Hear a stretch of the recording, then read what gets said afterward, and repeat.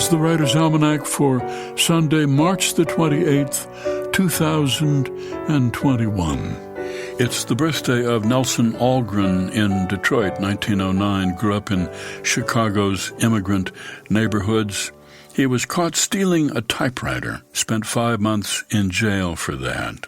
And ever after, his stories were about the down and out, the loser, and the reject. A Walk on the Wild Side, 1956, the world of pimps and prostitutes in New Orleans, in which Algren says, never play cards with a man called Doc, never eat at a place called Mom's, never sleep with a woman whose troubles are worse than your own. Nelson Algren wrote, when we get more houses than we can live in, more cars than we can ride in, more food than we can eat ourselves, the only way of getting richer is by cutting off those who don't have enough. Nelson Algren said a certain ruthlessness and a sense of alienation from society is as essential to creative writing as it is to armed robbery. It's the birthday of the poet and novelist Russell Banks, Newton, Massachusetts, 1940. He was a bright student, got a scholarship to Colgate, dropped out after 8 weeks, didn't feel that he fit in. He went off to Mexico, Florida, worked as a gas station attendant. When he was 24, went back to college, University of North Carolina, and did well.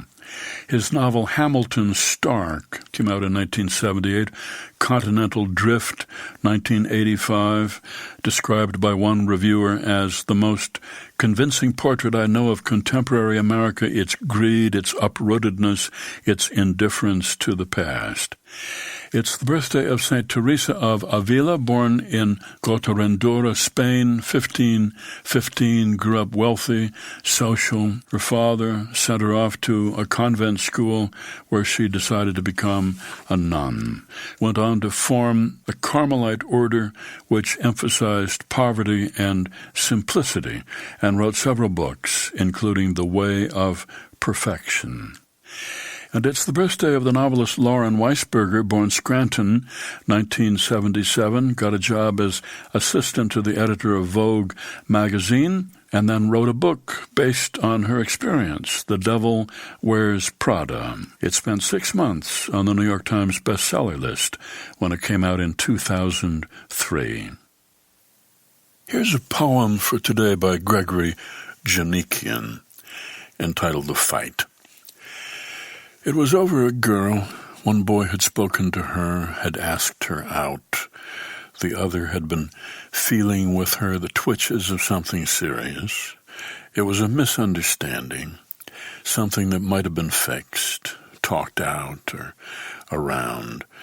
But the whole school had turned out to watch them settle it.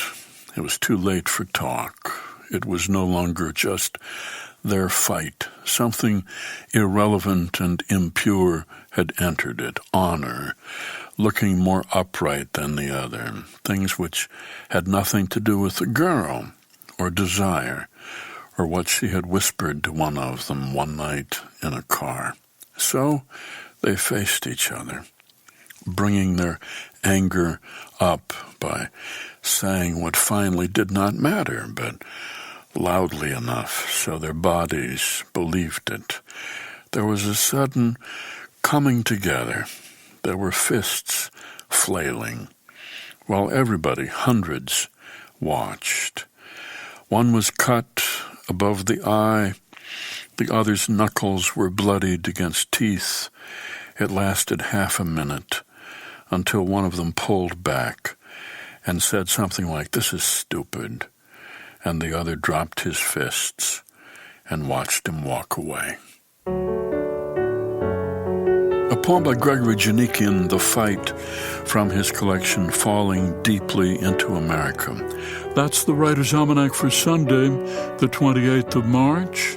Be well, do good work, and keep in touch.